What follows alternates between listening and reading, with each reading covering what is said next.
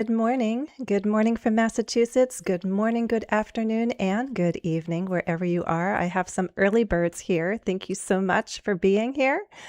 And I'm going to do a quick check on my laptop to make sure that the video and audio are good. If it is good on your end, give me a thumbs up. Let me know. Jennifer, we can see you. We can hear you. All is well. I see. Is it Gevorg? Gevorgian is here. Nedeman. Julia. Hello, Julia. Fernanda. Hi there. Saddam Mohammed is here as well. Happy to have you guys here with me.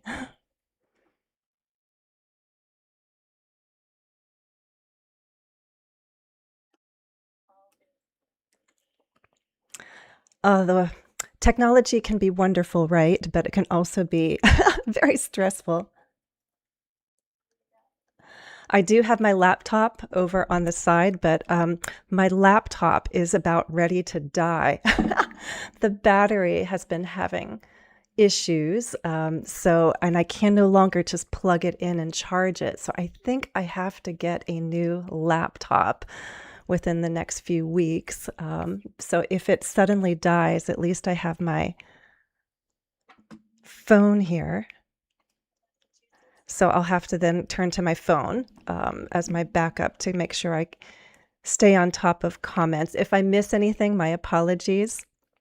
And I'm also going to continually check that our audio is good because I have had issues with audio as well. Ma Hippo is here. Thulasi, hello, hello.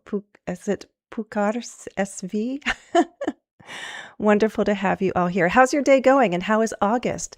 Give me a word. What is today? Wonderful, early. What is the one word that describes today? I'm going to choose energy because I'm starting to get my energy, and I'm also going to feed good energy to my laptop because I don't want it to die on me. And good energy because we're just at the start of the month and I want to have good energy all month long. That's my word of the day and word of the month. Energy. Good energy. Yes, Julia, fingers crossed for good luck. Scorching. Is that your word of the day? Scorching hot. Well, I hope you stay cool. Fernanda says the same. Lots of us have been experiencing hot weather, really hot weather. So stay cool, stay safe. Okay. All right, guys, let me work my magic and start sharing my screen. Let's see how that goes. Fingers crossed that you join me on my screen here. You know, I'll share another quote while I'm waiting for the live stream to catch up. I drink tea a lot, right? As you know, I always have a cup of tea, almost always, when I do a live stream. And some of the tea bags have nice little words of wisdom. And so I like the one that I got today.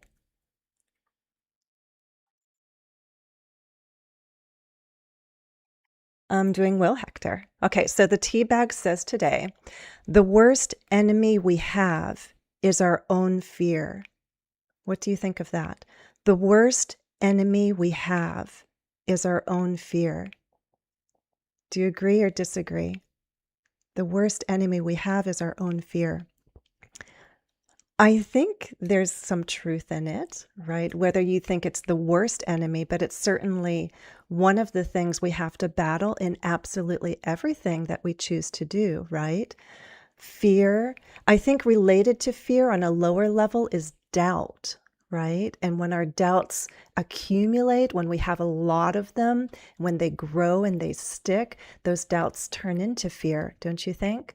And I think that's relevant to language learning right now, because if you have doubts and those doubts grow and become stronger and you let them, then those doubts can turn into fear, right? Fear of performance, fear of, can I do this? So I think in so much of what we do, language learning and other activities, the worst enemy we have is our own fear. What do you think? Manuel is here. Oh, Manuel, you're getting right on topic because we're going to talk about recommending places. And you're saying Tenerife is a must-see, right? Must-see, no excuses. Hector, thank you for being with me all this time.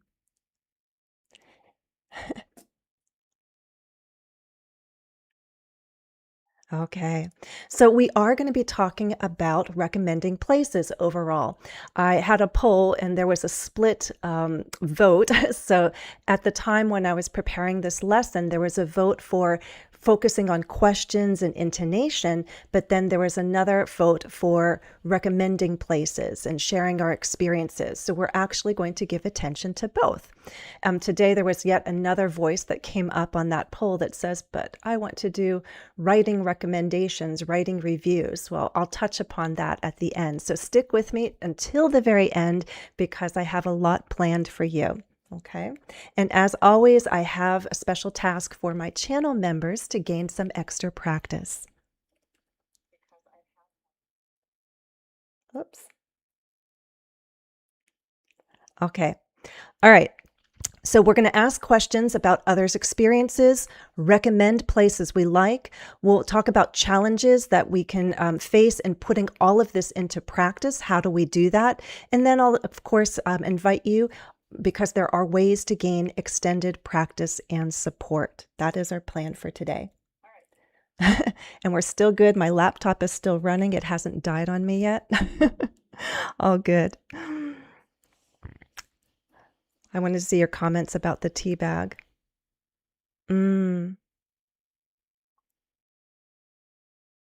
Careful about many things. Okay.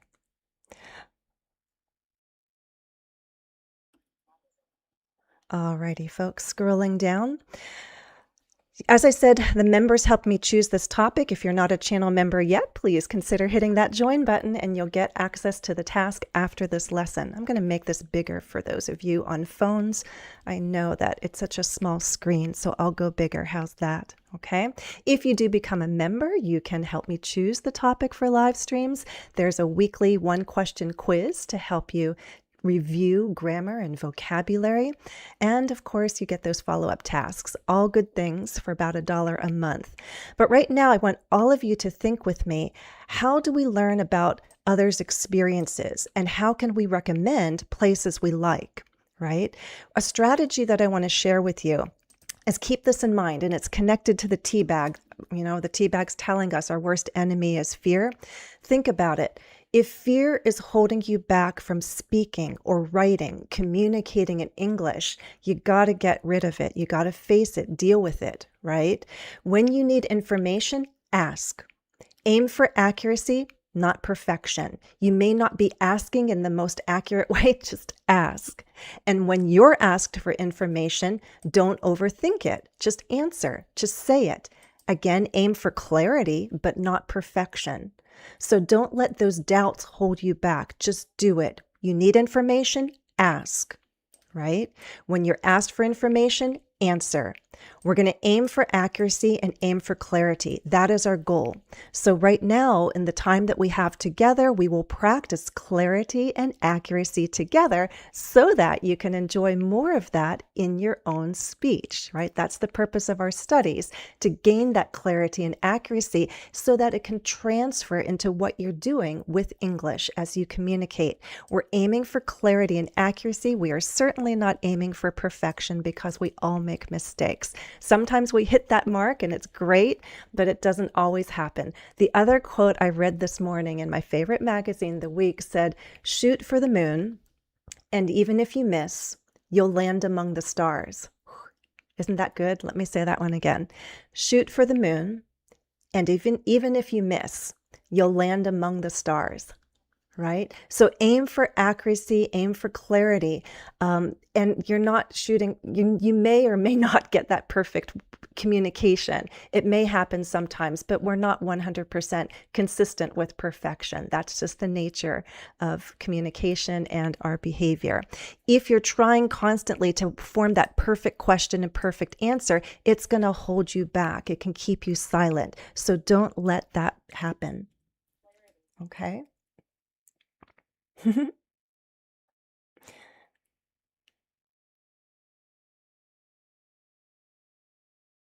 I'm catching up on your comments.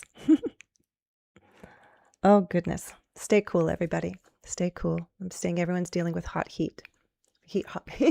That's redundant, isn't it? Okay. What kinds of questions do we ask to learn about possible places to go and experiences to try? These are some examples. Feel free to suggest some more in the comments. If I want to know about zip lining, I might ask a friend, neighbor, or acquaintance, coworker, hey, have you ever been zip lining? Have you ever questions are wonderful for asking about past experience. You just want a yes or a no. Do you have this experience? If you do, then I can get into specific questions. But the have you ever question is the opening question to learn about general past experiences. So you can practice that right now. Put a have you ever question and see if anyone here has done something that you find interesting. Have you ever, I don't know, tried roller skating? Have you ever been hiking in the mountains? Have you ever been in a canoe? Have you ever what? Have you ever been to Spain? Have you ever been to Italy? Where do you want to travel? And you can make have you ever questions. Remember, with places, we often use have you ever been to? Have you ever been to Australia? Have you ever been to Canada? So try forming that. What would you like to know about? Maybe someone here has information, has experiences that would be interesting to you. Start with a have you ever question. Well said, Fernanda. Okay. Another way you can ask is, do you know? If you're looking for something specific, like, I just want to know, maybe you haven't done zip lining, but you've heard about it. Do you know any? Do you know any zip lining courses around here? Do you know any place I can go bowling? Do you know any good restaurants with Indian food? Right? So do you know? I'm asking for a recommendation of a place. Do you know any? If someone says, oh, yes, I've been ziplining, well, where? Do you know any ziplining courses around here?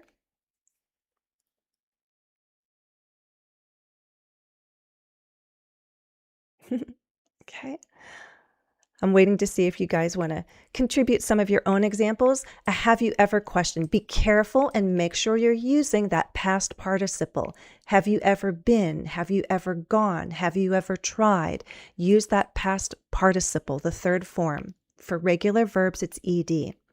Do you know what? Do you know any places? Do you know anywhere? Do you know any golf courses where I could try, even though I'm not very good at it, right? Super. Are you familiar with is another way to voice a question. If I'm trying to tap into another person's experience, are you familiar with Sardinia? Have you ever been to Italy? Can you recommend any places? Familiarity is what you're checking for. Does somebody have some information and experience about something? So I chose Long Beach, California, because that's where I was last year for my teachers convention. Every year I try to go to the convention. Last year it was in or was it this year? No, this year, where the heck were we? We're in Long Beach. Was it this year? Last Long Beach. Oh my gosh, see how they all blend together in my mind. Where were we? Were we in Denver? Where the heck were we? All the places that I go to start going, they mix up they get mixed up. I know we were in Long Beach was 2 years ago because I met one of my private students. I remember that. But this next year, 2027, we're going to be in Houston, right? So I might ask, are you familiar with Houston? Can you recommend any good restaurants? Have you ever? Do you know any? Are you familiar with? We have 3 possible questions to use to tap into other people's experiences. Try to use one of those structures and put your own question in the comments. Right? Is ziplining safe? I think so. If you go to a course with good recommendations, good reviews, and then you do your research to make sure that it's reputable and safe, right? You want to make sure that it's an established business. So I'd ask, have you ever been ziplining? Do you know any ziplining courses? Well, are you familiar with like safety procedures and standards? Like, how do I know it's safe? So once you start with the general questions, you can become more specific. Right? Good morning, Metamom. Have you ever? So feel free to use those. If anyone's watching the recording, put it in the comments. Practice using these questions. Think about what you would like to know more about. People have experiences, information that can be useful to you. What can you ask them? Try have you ever? Do you know any? And are you familiar with? Okay. Now you can get specific. For example, oh, in Long Beach, well, which hotel did you stay at? I asked, you told me you were there. You traveled, you were in Long Beach. Oh, really? Which hotel did you stay at? Were you there for business or pleasure? Note this phrase, this collocation. We often say business or pleasure. It means, were you traveling there and was it related to your work, or was this just for fun? Business or pleasure? Sometimes people ask that question just with those words. Oh, business or pleasure? They're asking you, what is the purpose of your trip, right? These ones are more specific questions. The first three are more general. Are you familiar with Italy's tourist attractions? Yes. Are you familiar with Italy? Do you know any good tourist attractions? Canada. Have you ever been to Canada? Are you familiar with Canada? Do you know any good places to go bungee jumping, I'd say? You can say bungee jump, but we often do go with activities. Go bungee jumping is what I'd say. Amazing. We're 18 minutes in and my laptop hasn't died. Yay. Maybe it'll stay alive for this live stream. Okay, so now let's talk about those questions. You form the question, you want to ask it naturally. This ties into intonation. If you know these patterns, this will be a great review. If you're unfamiliar, let's become familiar with intonation. So intonation is the melody of our voice. It's how our voice goes up and down, and it's partly how we communicate what we're feeling and the purpose of what we're saying. Oftentimes, rising intonation expresses some degree of uncertainty. That's why a lot of questions go up. Our yes/no questions use rising intonation. You need to know which words we're stressing. We stress keywords, content words like nouns, verbs, adjectives, and adverbs. So in this question, have you ever been ziplining? Ever and ziplining are two key words, two content words. Ziplining is my focus word, and that's where I'm going to go down just a little before I go up. When we do rising intonation, you're going to bounce down. You're going to drop just a little in order to rise. Okay, you don't just rise, you have to go down. It's like when you jump. If you're going to jump real high, the first thing we do is we go down a little, we bend our knees, and then we jump high, like a basketball player, right? So that's what our voice is going to do.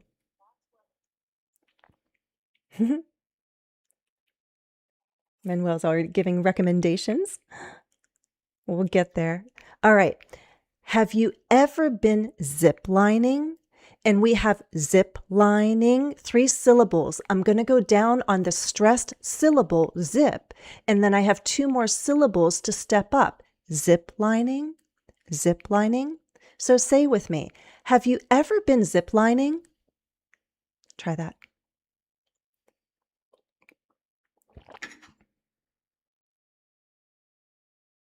Okay. Another tip is after this live stream, go over these questions, record yourself on your phone and listen. Do you hear the rising intonation? Have you ever been ziplining? You can go slow first and then speed up. Have you ever been ziplining? Okay. Next question, do you know any ziplining courses around here? Know is the key word. Remember, we do not stress helping verbs like have and do. We're going to stress the main verb know. Ziplining courses, because we have a modifier before a noun. What kind of courses? Ziplining courses. And then here, a location. Do you know any ziplining courses around here? Ziplining courses, that's what I'm asking about. So I'm going to go down a little on zip again, and then rise. Continue to rise, not sharply, but I will continue to rise until my question is finished. Do you know any ziplining courses around here? Do you know any ziplining courses around here? Try that. Next, are you familiar with Long Beach, California?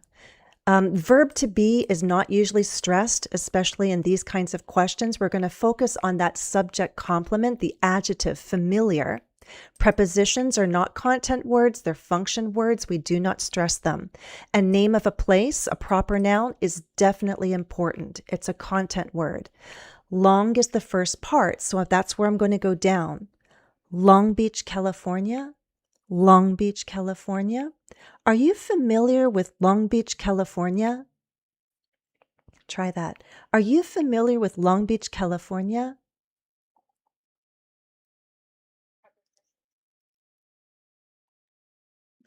Fernanda, that's a good question. Looks good.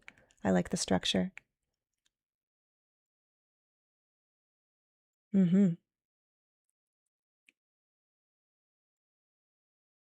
Super, super.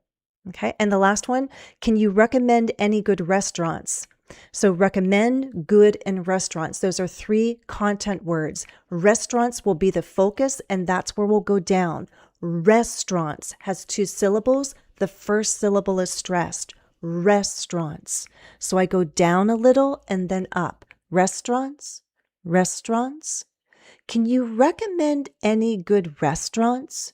Can you recommend any good restaurants? Can you recommend any good restaurants? Right. Not all questions use rising intonation. Let's remember that WH questions use falling intonation. WH are information questions because in this group we include how, which is not a WH word. But when we're trying to get information with why, when, how long, our voice usually goes down. We fall. And again, we could be falling down on a number of syllables depending where our key word is, the focus word. Which hotel did you stay at? Bum, bum. Stay at.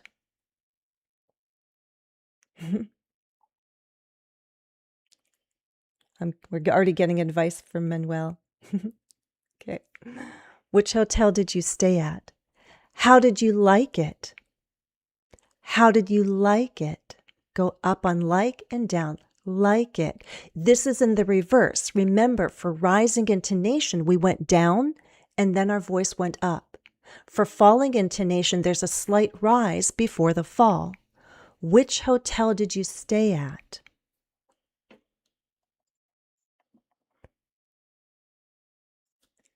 How did you like it? Bum, bum, bum, bum, bum. You can also hum or ba-bum-bum or da-da-da.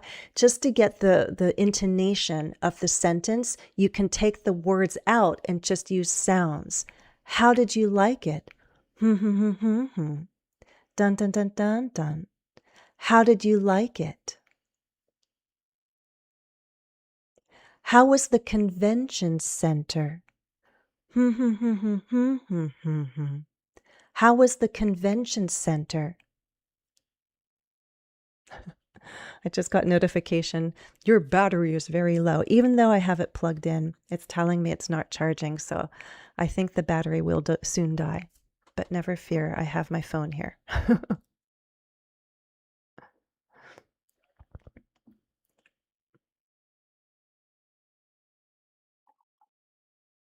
Saddam Mohammed, you're missing a verb. Can you what?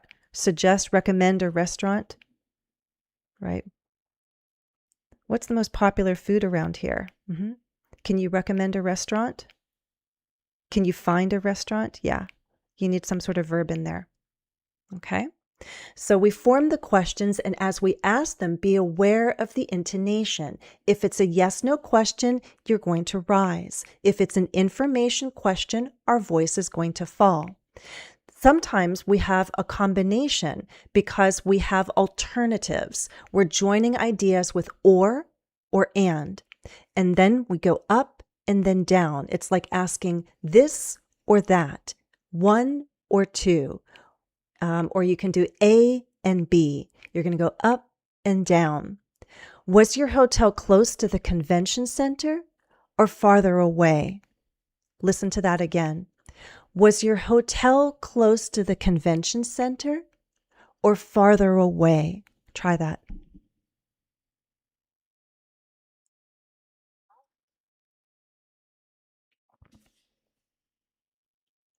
Were you there for business or pleasure?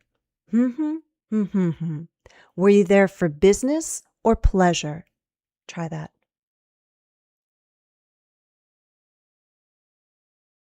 If you're watching the recording, this is a great time to pause and you read through all of these questions. Practice rising, falling, and then the combination, right? If you're live with me now, it's something to do later. To get more out of this live stream, come back to this mark. It's roughly halfway through the live stream, so you can easily find it, and practice. Record yourself using rising and falling intonation. Okay? How are you doing? Let's check out some of your questions. Julia says, can you recommend any renowned hotel located in the outskirts where we can explore nature, having a blast at sightseeing? You don't need the at, having a blast sightseeing there, all right? In the outskirts. Do we say in the outskirts, on the outskirts? I might say on the outskirts. I'll double check that. Are there any worthwhile? Oh, worthwhile is a good one. Saddam Muhammad. Are there any worthwhile landmarks? Is there anything worth seeing? Is another common question. Is there anything worth seeing? What's worth seeing? Compare. Is there anything worth seeing? What's worth seeing?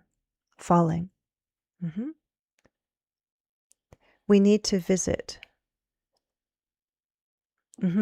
Is there anything we need to visit before we leave the city? Right? Is there anything we need to visit? Is there any place we need to visit before we leave the city? Is there any place we need to visit? I'm going to use a sort of mid-rise intonation pattern there midway through because you have a very long question. Is there any place we should visit before we leave the city? Before we leave the city? City is the focus there. Restaurants in Colombia. Okay, so we're getting a recommendation for restaurants in Colombia with good pork. So are you familiar with Colombia? Have you ever been to Colombia? Can you recommend any restaurants? Well, it depends what city you're in, right? Or what food should I try? What dishes would you recommend, no matter what city I'm in? Okay? Lots of good questions. Put your own questions again. As you type them or you see other people's questions, practice saying them. Is it a yes/no question? Rise. If it's a WH question for information, fall. If there's a choice, you're going to have a pattern, a combination of rising then falling, right? Okay, if I'm going to Italy, would you recommend Sicily or Naples, right? For example. Oh, my laptop hasn't died yet. Amazing. Aren't we lucky? Okay, I want you to form some questions about my ziplining experience. I shared this and we're going to look at the text that I posted recently. Again, I'll read it through because in the post you could only read it. I want you to hear it. But I did a ziplining experience. It was actually a ropes course about a week or two ago with my children. And there's my son actually way up there. And so you might have questions. I want to see at least two kinds of, I want to see two questions. I'm looking for a question that would be a yes, no. So do you know? Are you familiar? Have you ever? And then another question for information. Give me a WH question to get specifics from me. What can you recommend or what can I recommend?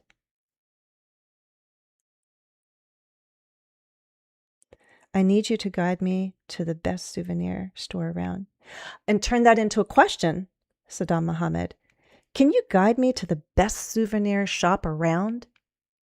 Can you tell me the best souvenir shop? See, if you say, tell me, you'd go down because that's a command, a request, right? Tell me the best souvenir shop.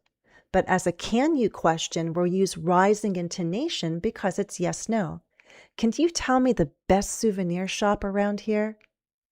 Around here? right? Is ziplining safe here? Is ziplining safe? Is ziplining safe? It's tricky to do rising intonation with a single syllable, but it's possible and we need to glide. Is ziplining safe? Safe is the key word. We only have one vowel sound along A. Safe. Safe. So you need to go down a little and then rise. Is ziplining safe? Bum, bum, bum, bum, bum. Is ziplining safe? What do you have? Have you ever heard about incidents occurred? Have you ever heard about incidents related to ziplining? You can drop occurred. Boyman, I see you. Hello, hello, hi. Have you ever heard about incidents related to ziplining? You could ask that. Or have you ever heard about incidents that occurred while someone was ziplining, if you want to use occurred? Okay. Have you ever heard about any incidents? Incidents, 3 syllables, stress on the first. Incidents. Have you ever heard about any incidents? Have you ever heard about any incidents? And a WH question? Maybe you can ask a question with what, why, how. What question can you ask about safety? That's like a common question people ask about ziplining and these kinds of courses.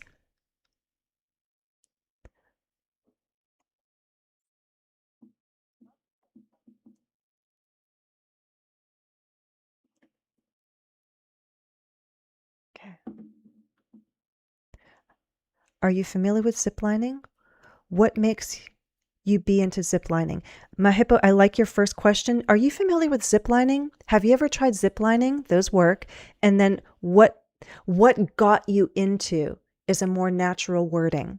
What got you into ziplining?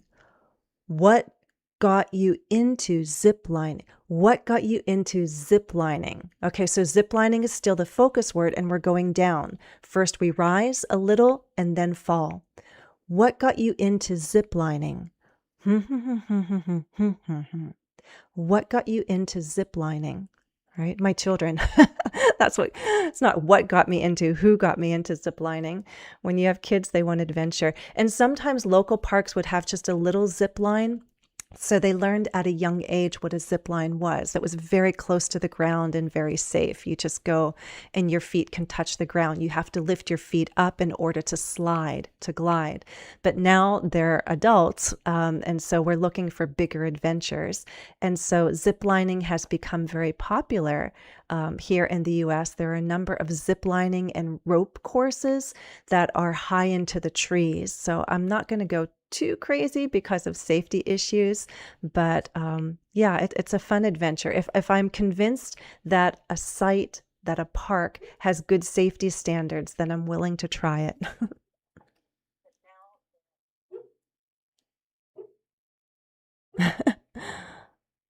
Have you ever heard of any unforeseen incident in ziplining?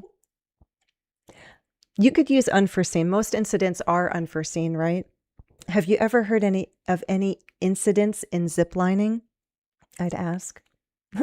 Manuel reminded us of a good expression with ropes, learning the ropes. Good one. How much does it cost for an amateur tourist who wants to try ziplining? How much does it cost? Let's use that one. How much does it cost? Bum, bum, bum, bum. How much does it cost? The longer question, how much does it cost for an amateur tourist who wants to try ziplining? Who wants to try ziplining? I think it was about, I want to say like maybe $60 a person. and we had 3 hours plus training. So you come there, you get a training video before, then you arrive, they put you in the harness, and they take the time to teach you about it. Then you have this little practice area to make sure you fully understand how everything works. And then you start. And one thing I like is that they have 4 levels, and you must go in order. You cannot go to a higher level until you complete the first level, which I think is another safe practice. So I like that. What was the exact second during your ziplining ride? What was the exact second? Do you mean like, what was the exact time? Or when did you go? Or when was the exact moment you realized you loved it? When you're zooming across among the trees, it's a really wonderful feeling. And that was the moment when I realized it's worth it. Yes, it's a physical activity to do all the ropes and the courses. You have to work to maneuver and get from one platform to another. But the zip lining makes it a whole lot of fun. Manuel wrote a lot about his experience. London, Bath, Oxford, Dublin. So someone can ask Manuel lots of questions. He's been to London, so you could ask, are you familiar with the theater district? What can you recommend? He's been to Oxford. Have you been to the university? Right? What was it like? If you're curious about what other people are posting, tap into their experience and ask the questions we've been practicing, and say them aloud so that you can practice the intonation patterns. Okay, all righty, moving along. Okay, so how do we learn about others' experiences? Just reminding you, we ask questions, and then when we're asked questions, we answer. Right? How do we recommend? How do we ask for recommendations? I'm asking you again, don't let fear hold you back, right? When you need information, ask. Aim for accuracy, not perfection. As you see, I understand all the questions that you're posting. If I see some inaccuracies, I'll name them because I want you to learn better wording, more natural wording. But it's accurate enough for me to understand what you want to know. That's good. That's successful. And when you're asked for information, don't overthink it, just answer. Again, just say it. Aim for clarity, not for perfection. And what we're aiming for today together is clarity and accuracy in our writing and in our speaking. Make sure you practice those intonation patterns. Record yourself and listen. Make sure you hear the difference between rising and falling intonation. You do not have to go fast. You want to speak smoothly, clearly, and naturally. And we're doing this so that it can transfer more into your own speech. Okay, that's what we're doing.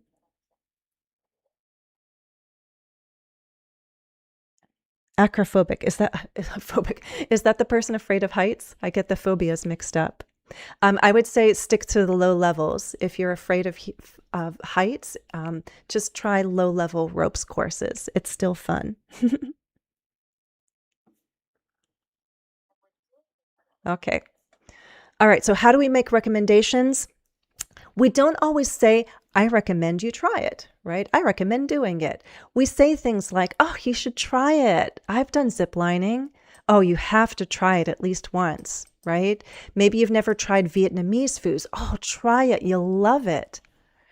If you're not afraid of heights, you'll enjoy it. We often use conditionals. We'll put a condition and then we make a promise or a prediction. I'm not just saying, oh, you'll enjoy it. I'm putting a condition on that prediction, on that promise. If you're not afraid of heights, you'll enjoy it. If you are afraid of heights, I'm not sure this is the activity for you. Okay? So keep these in mind. We don't always use the word recommend or suggest when we're actually telling our recommendations. When we want to convince friends, we often say, oh, you'll love it. You should try it. I'm sure you'll enjoy it. Well, you'll enjoy it if you're not afraid of heights, right? So you can always tag on a condition and then make your promise or your prediction. These are common ways we make recommendations in everyday conversation. If you have another way that you'd like to suggest or share with us, put it in the chat and I'll take a look. Manuel says it looks like a trapeze course. Yeah. Tell me more about zip lining. Oh, you can vicariously experience it through me. Yes. Sometimes hearing about other people's adventures lets us experience it vicariously. Woo, big word from Julia.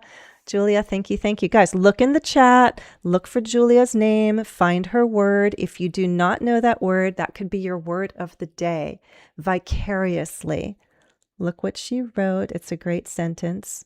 Okay.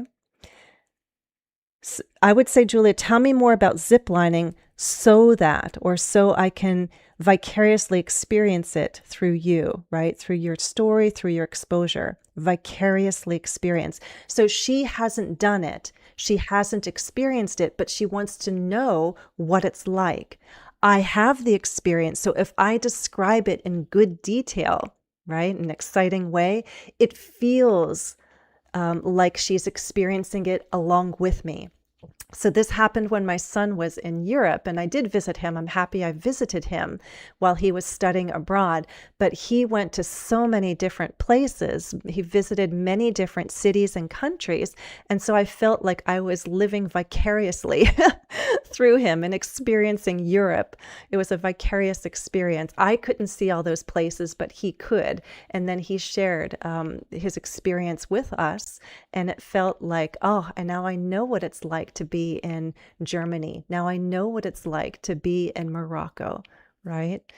Good word. Thank you, Julia. Vicarious. Okay.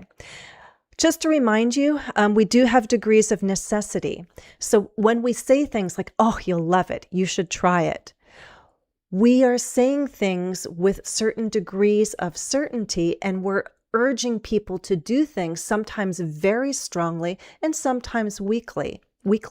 So it's a difference between telling someone to do something and simply suggesting, strong versus weak. Of these four statements right here, which do you think is the strongest? Which is the strongest in your opinion?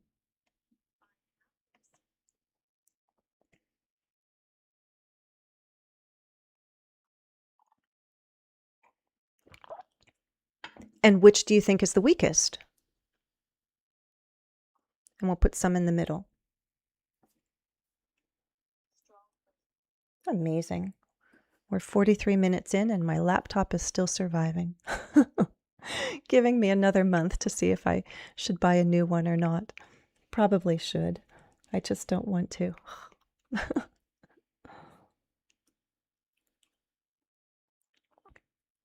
Okay, what do you think? If we're talking about modals of necessity, must is very strong. We don't often use must in everyday English. Must can be a little formal, right, with rules and policies, saying what someone must do because there's no choice.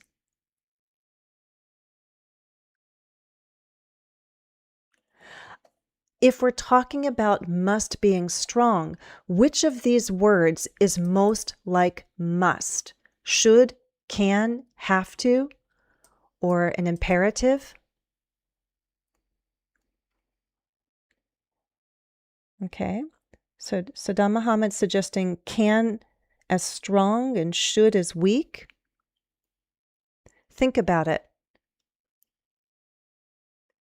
Yes, my hippo. So the trick is recognizing have to is not a modal verb, but it's very similar in meaning and strength to must. You must try it. You absolutely must try it. But we don't say must in conversation very often. We do say you have to try it. Okay, oops, let's put that here. You have to try it. Goodness. You have to try it. I'm going to put that at the top because this is most similar to must. You have to try it. Imperative is strong, right? If we take this out, then it is strong. Try it, right? I agree. So I'm going to put this here. Try it. You have to try it. If I put this on, it weakens it. I'm going to flip this around because look, we have can and should and have to. I'm arguing, and I think, no, I don't really need to argue. I'm very quite certain that have to is strong because it's like must. Under that, we have should and can. Which of these is stronger than the other? Which of these is weaker than the other? Think about it. You can do it. You should do it. What sounds stronger? What sounds weaker? If you need to review modal verbs, I have plenty of lessons on modal verbs in my grammar playlist. Should or can?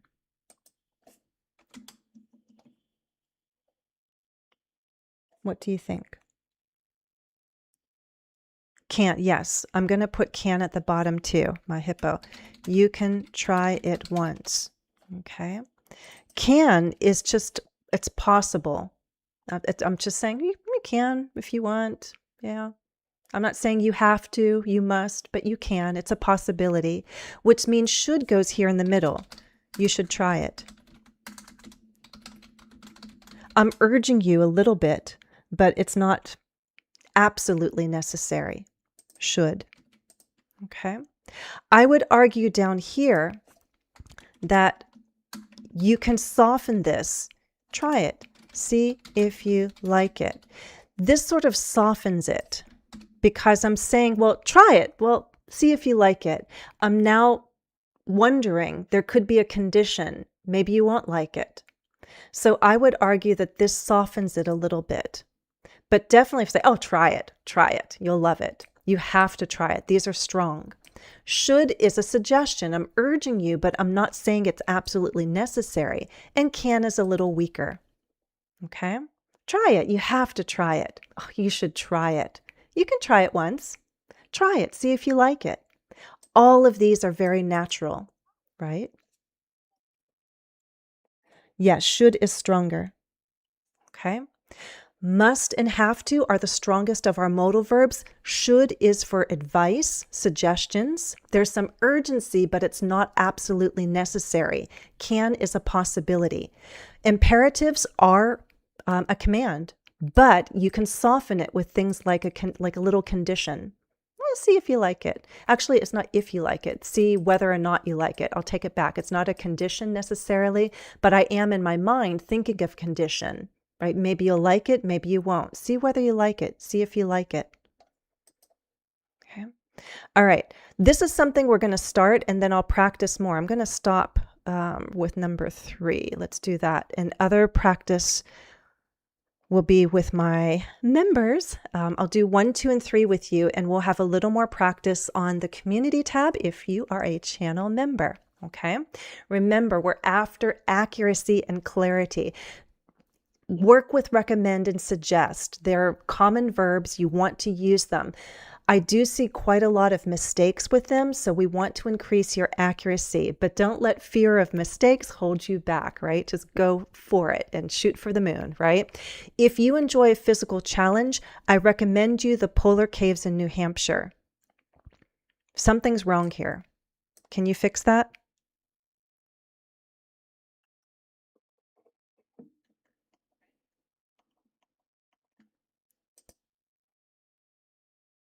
This is a common pattern I see people use, but it's not the standard pattern. There's a couple ways to fix this.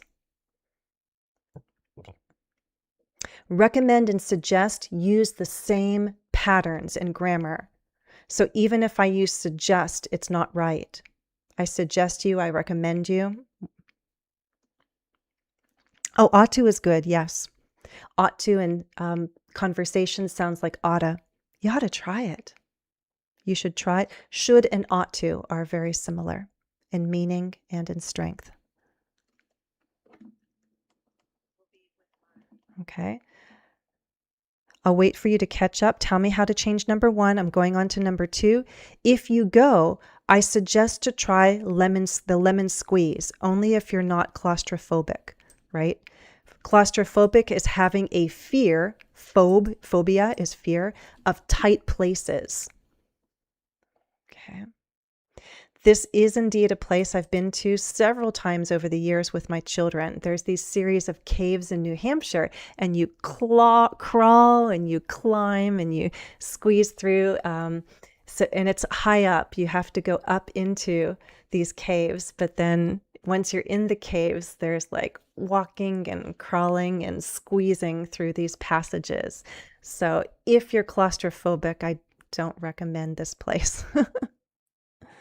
Okay, I recommend that you try. Good. I recommend, yes, that you, wait. You can say that. I recommend that you try the polar caves. You can do that. But look, you can also simply say, I recommend the polar caves.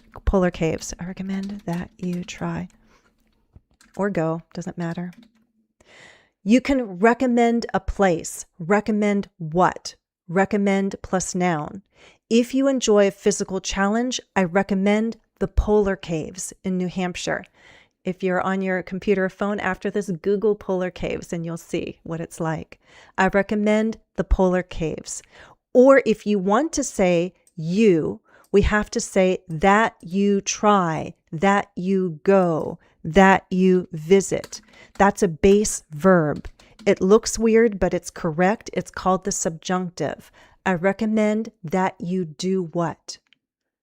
With number 2, we don't use infinitives.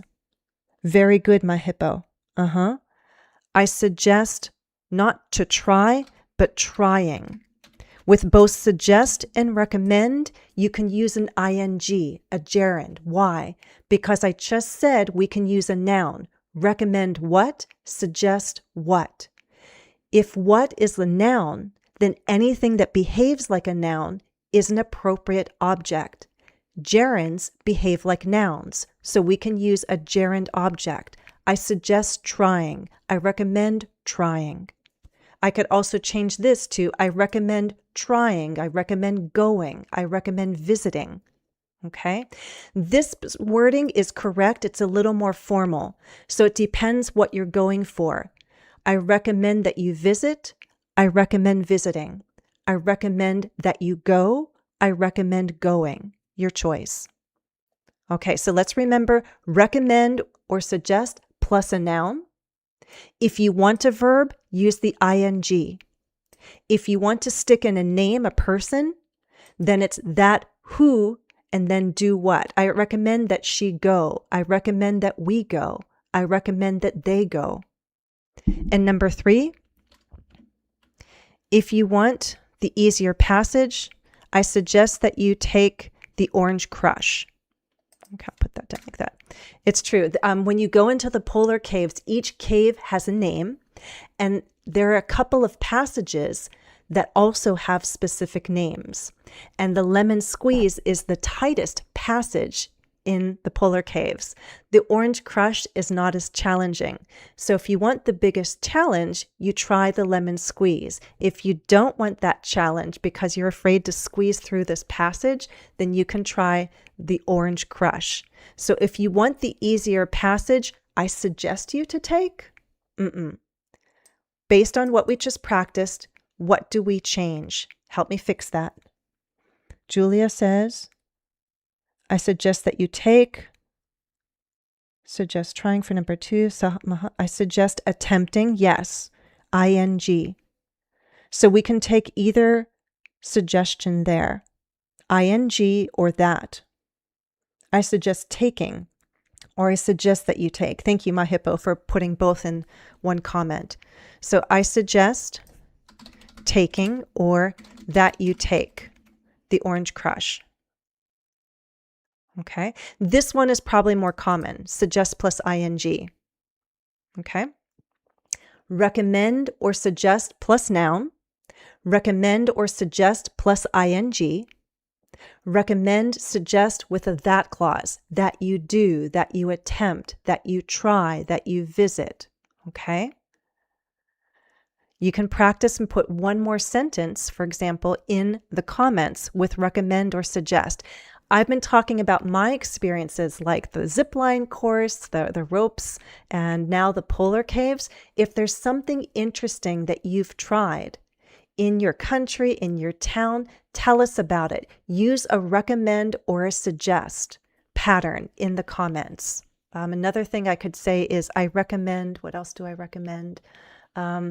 Visiting a state park. If you come to the States, all states have state parks. So I suggest that you check out local state parks. I recommend state parks. I recommend visiting state parks.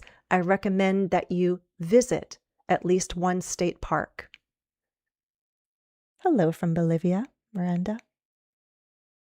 Thank you for your help. Okay, guys, put your suggestion. What would you recommend? What would you suggest if someone came to your town, your state, your country? Use recommend or suggest in one of the patterns. Isn't it amazing? My laptop is still alive. I'm so excited. Okay. Members, we're going to practice that pattern a little more. Stay with me. We have about 5 minutes or so left, maybe 10 at most, but it's going to be worth it because I have one more big activity to share with you. So don't go anywhere. Okay. I want to share, first of all, this one's a quick one. On the community tab, I wrote about my experience on the zip lines. Some of you have already read it. I'd like you to hear it and consider how I'm making a recommendation. What I'm doing is I'm going to focus on how it made me feel, and I'm focusing on what I gained from my experience. Let me read this. For some of you, it will be familiar, but you haven't heard it read aloud. Okay. So I recommend that you visit the Alps. Beautiful. Love the suggestion. Okay. Yesterday, which was a while ago, a week or two ago, I went to a ropes course with my children. Actually, they're not children anymore. They're 21 and 19. First of all, I'm grateful that they still like doing occasional activities with me. Second, I'm grateful that I can still physically meet these kinds of challenges, but I'm also grateful for the wisdom I have that keeps me safe. There were 4 levels, and I decided to turn around at level 3. I don't have a fear of heights, and I have good balance and coordination. However, I've never had really great upper body strength. Some of the obstacles were very wobbly, and you had to be able to support your weight with your arms. There was also a rock wall high up in the air that was beyond what I could do with my hands. I also value my fingers as a piano player. I can do modified push-ups and I can hold a plank, but I knew it would be best to stop and head back to level 2. Today, I'm a bit sore, but I'm glad I went up on the ropes course. I really enjoyed ziplining, and I'm proud I at least tried level 3. Would I do it again? Sure. I might even try their glow-in-the-dark event, but I know I'll be enjoying myself at levels 1 and 2. Challenges should be fun, not dangerous. I can push my limits, but I also know when it's best to stop.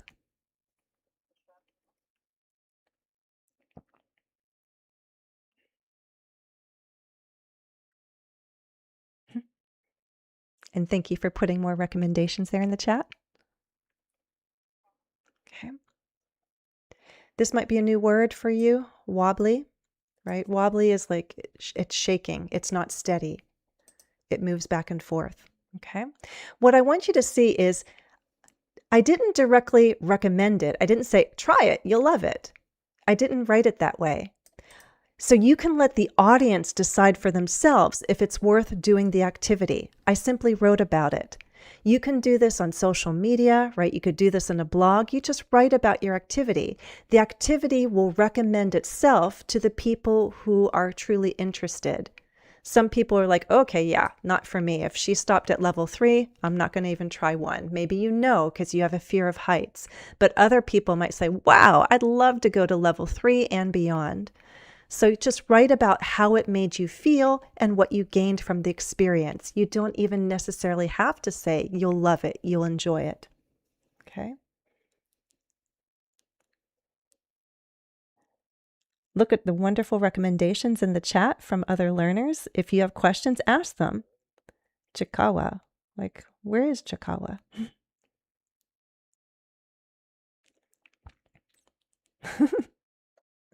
Okay, let's go on. I'll answer questions towards the very end. So if you could share a story about something you've experienced, again, remember we've been talking about is don't let fear hold you back, right? You're aiming for clarity and accuracy. It may not be perfect, but go for it. And don't say, well, Jennifer, I can't write like that. I can't write like you, or I don't have anyone to talk to. There are opportunities to share your experiences. Again, this is just a piece of advice here. Aim for clarity and accuracy, not perfection. Find an audience. Online, have you ever written a Google review? Do you know what TripAdvisor is? Of course you know social media. If you have a page on Instagram or TikTok or even LinkedIn, if it's professional. I wrote about my ziplining experience in a more professional way on LinkedIn to share my feelings about what success is. So there are different ways and different audiences that you can share experiences with. Online, you can write. These are just 3 possibilities. Google reviews, I've done those. TripAdvisor, I don't know if I might have done TripAdvisor. I've done several Google reviews over the years, and definitely social media. So just share your experiences, mistakes and all. Okay, you just want to share it and it will recommend itself. Also, I want to tell you with the ziplining course experience, I got everything I could out of it. Of course, I've talked about it in English, but I've also practiced in Russian and Spanish. I talked with teachers. I usually have weekly Russian and Spanish lessons, and I practice describing my ropes course adventure in Russian and in Spanish. It was definitely harder for me in Spanish. I needed help with the translations, but I did it with mistakes and everything. And also after that, I also practiced writing. After I talked with my teachers about using the right words and more natural wording, I then took those ideas and I practiced writing about them. So now I have a text that I can practice reading aloud, right? There are ways to put all of this into practice in writing and in speaking. Search for those opportunities. Consider your options. The goal is accuracy and clarity, not perfection. So don't let the doubts and the fears hold you back, right? So that's what I'm encouraging you to do. If you have an experience that's interesting and it could help others to hear about it, consider sharing it. If you want to practice talking, find an opportunity. Opportunities are all around, right? One opportunity I'm placing in front of you is on Patreon. Some of you already know about this because you've been there. You're familiar with it. But you can improve accuracy and clarity on Patreon because these are the kinds of writing and speaking activities my lifelong learners do every month. I invite them to speak with me. I invite them to write with me, and we revise and I give feedback. We have classes twice a month, so we do meet at least once or twice, depending on what time zone you're in. There are pre- and post-lesson tasks, so you gain more experience, practice with vocabulary and grammar, again, to increase that accuracy. I have office hours to resolve doubts. Come and ask your questions to gain clarity. We have community interaction. There are opportunities to interact with each other, especially during class. And I do focus on all skills. This is not a speaking club. This is an opportunity to have ongoing support and work on all your skills for communication. If you understand me speaking now, you're going to be fine on Patreon, right? We have no captions on Patreon. There are no captions right now. So if you're keeping up with the live stream, you can keep up on Patreon. We're meeting on August 14th next week. The first pre-lesson task is being posted later today, and we'll meet again on the 28th with office hours. We're going to have challenging conversations at hotels and other places, which will tie in a little bit to what we're doing today, recommendations and experiences. The link is on my homepage or it's on my website, so check it out. If you really want to level up and consider gaining clarity and accuracy with me being your source of support, that's the place to do it. Okay? All right. Those of you who've been around since the start of this live stream, thank you very much. And your reward now is one final activity. Okay? I want to share this dialogue that ties into everything we've done so far. Asking questions, recommending places, how do we put it all into practice, and how to gain extended practice and support.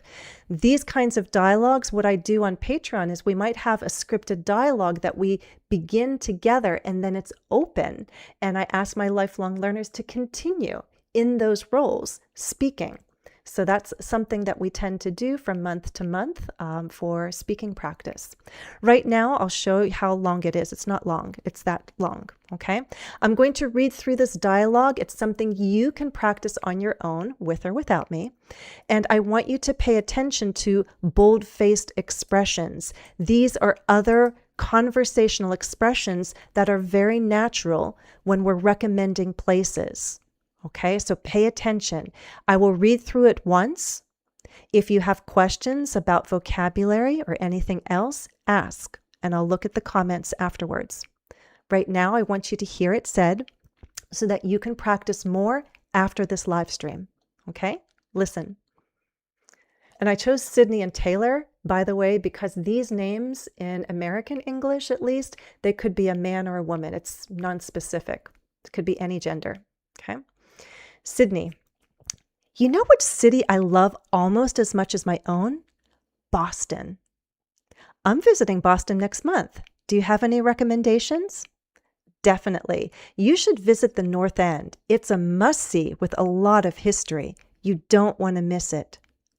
What about somewhere to eat? The North End has Italian food to die for. I can't recommend it enough. It can be pricey, but you won't regret it. Great. Anything else I should add to my list? Well, if it's your first time, I'd check out Quincy Market. There's food and shops around there. It's well worth a visit, especially on the weekend. You'll get to see some street performances.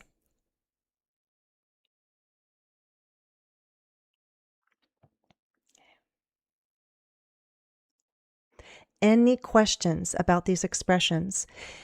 When this live stream ends, or if you're watching the recording now, pause and write these down. It's a must-see. You don't want to miss it. To die for means like you'll love it. Food to die for, music to die for. I can't recommend it enough.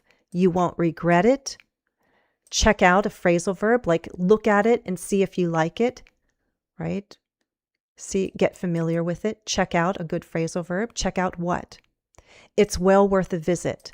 Note those expressions, listen for them, and see if you can use at least one of them in the very near future, right? Over this weekend. See if you can use one of these new expressions. Choose one that is new for you, practice it, and try to put it to use in the next 24 hours. Okay?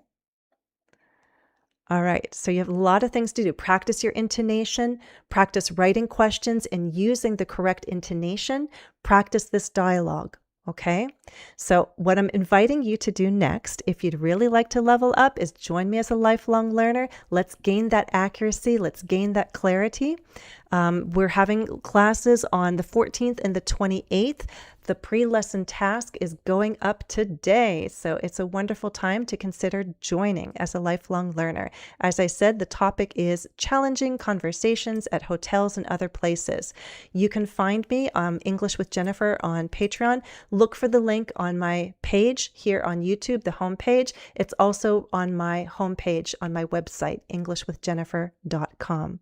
Okay, I'm going to look at final comments and say goodbye. Thank you for those who've stuck around the whole time.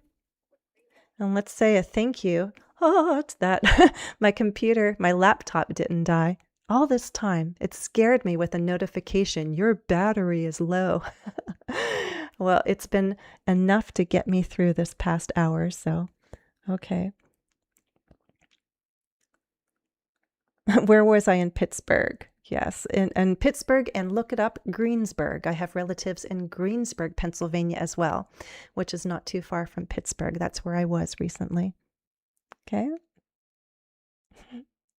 All right, guys, I'm going to thank you for being with me today, and I hope you have a wonderful weekend, a wonderful August. Check out all the videos I've been posting lately. There's more practice to be gained. If you have not seen the recent video with 2 news stories, please check it out. There's some also beautiful comments that have been shared. Thank you to those who've commented. Saddam Muhammad, you're one of them. Thank you. And check out the video, gain practice listening and retelling news stories. Lots of opportunities, so stay in touch, and we'll see you at the next live stream in September. Take care, everyone, and happy studies.